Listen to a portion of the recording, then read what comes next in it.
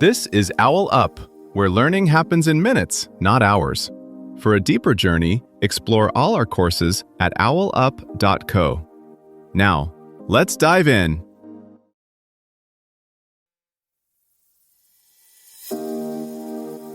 Welcome to Chapter 1 of our series on Greek mythology, gods, heroes, and monsters. In this episode, titled Zeus and the Titans, the Divine Struggle, we'll explore the fascinating world of the Titans and uncover their significant roles in shaping the myths we know today. So, are you ready to dive into the epic tales of power and conflict? Let's get started. Lightning splits the sky.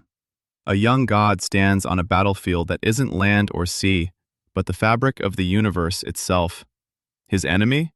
Not monsters, but his own parents' generation.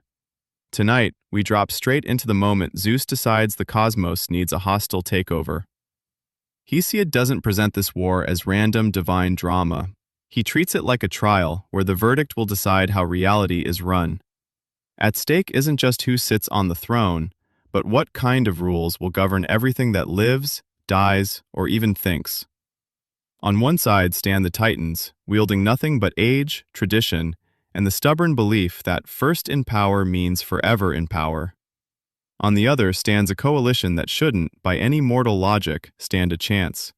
Younger gods, recently traumatized, underarmed, and politically fragile. Think less of a fair fight and more of a stacked deck at a casino, where the house has been winning for eons, until someone walks in determined to rewrite the rule book, not just beat the odds. The real shock of the Titanomachy isn't that Zeus wins, it's that the old rules of winning stop working. Hesiod anchors this upheaval not in chaos, but in genealogy and debt. The younger gods don't just want change, they quite literally owe their existence to a chain of violence and concealment. Children swallowed, hidden, traded like assets in a risky portfolio. Zeus's choice to act is less a heroic impulse and more a response to a backlog of unpaid grievances clogging the family system. And he can't do it alone. His first moves are diplomatic and strategic, recruiting allies no one else bothered to value, tapping overlooked forces buried at the edges of creation, and turning raw resentment into organized resistance. The first thing Hesiod zooms in on is not a clash, but a decision. Which neglected forces will the younger gods bring into the fight? The turning point isn't a dramatic duel, it's a jailbreak. Buried in Tartaros, so far down an anvil would fall 9 days before reaching it, are the Cyclopes and the Hecatoncheires. Earlier, they'd been locked away by the very powers that feared losing control. They're not just monsters, they're specialized assets nobody knows how to use yet. The Cyclopes forge weapons so extreme they barely count as objects. Thunderbolt, lightning, peals of shock that shudder through creation. The hundred-handers aren't about subtlety at all. They're about sheer, absurd volume. In battle, they don't outthink opponents, they overwhelm them. Hesiod is quietly making a claim here about where decisive strength comes from. It's not the polished, respectable gods who tip the scales, but the buried, the unwanted, the ones written off as too dangerous or too strange. The old regime's error wasn't just cruelty, it was profoundly bad strategy. By locking away anything unpredictable, they accidentally stored the exact leverage their rivals would later need. Notice who doesn't end up on the losing side. Not every elder power backs Kronos.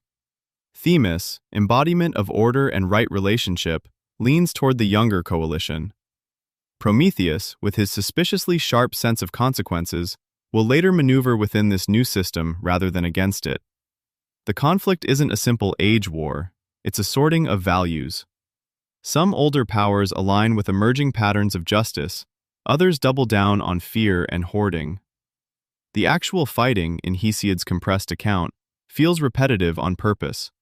Years of stalemate, neither side gaining ground, until the ignored allies enter. Once unleashed, the hundred-handers hurl entire mountains as if they were stones. Landscape stops being background and becomes ammunition. The message is almost ruthless. Cling too tightly to control, and even the terrain you stand on can be turned against you. And when the struggle ends, it doesn't dissolve into peace, it hardens into architecture. The defeated are not destroyed, but stored, in Tartaros again, now under guard by the very beings they once imprisoned. Power is restructured, not erased. The younger order builds its security system out of the previous regime's worst fears, assigning its most terrifying forces to be the locks on the new world's basement door. Think of the shift Hesiod describes as less good guys versus bad guys, and more a change in operating system. Under Kronos, stability means suppression. Anything volatile gets buried, no matter its potential. Under the new order, risky forces are reintegrated, but with guardrails. That's not moral perfection, it's controlled volatility. A modern parallel is how some central banks treat financial derivatives. After crises, regulators don't usually ban complex instruments outright. They demand collateral, transparency, and oversight. The tools remain, but who wields them and under what constraints changes. Similarly, the hundred-handers don't vanish after the conflict. They become living infrastructure, enforcing limits on how far any future challenge can go. Notice also how Atlas's punishment quietly reframes responsibility. He isn't merely chained, he's turned into a permanent support structure. In many myths, bearing weight, legal, cosmic, or emotional, falls to those who once tried to evade any shared order. The burden becomes the tuition fee for having tested its edges. Hesiod's story keeps echoing because it treats power like a system you can refactor. Modern leaders quietly replay the same script. Do you bury volatile talent, or bring it into the core with constraints? Boardroom coups, political revolutions, even open-source projects hinge on how dangerous contributors are handled.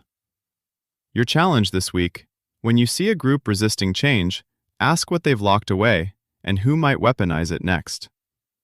In later myths, this victory becomes background noise, just how things are, the way old revolutions shrink into a paragraph in a history book.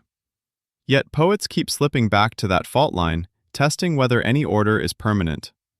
Like a stage reset between acts, the struggle hints that even the grandest script is still a draft, waiting on its next risky revision. Start with this tiny habit. When you feel overwhelmed by a titan in your life, like procrastination, anger, or fear, whisper to yourself, "Olympians, assemble," and name just one personal strength you'll use, like curiosity, patience, or courage. Then, take a single deep breath and imagine Zeus raising his lightning bolt to strike that specific titan. If you're sitting at a desk, lightly tap your fingers once as your lightning bolt action, signaling you've chosen your inner Olympian over the old chaotic force. This was OwlUp, your daily step forward. To keep learning with structured courses and more insights, go to owlup.co. Until tomorrow!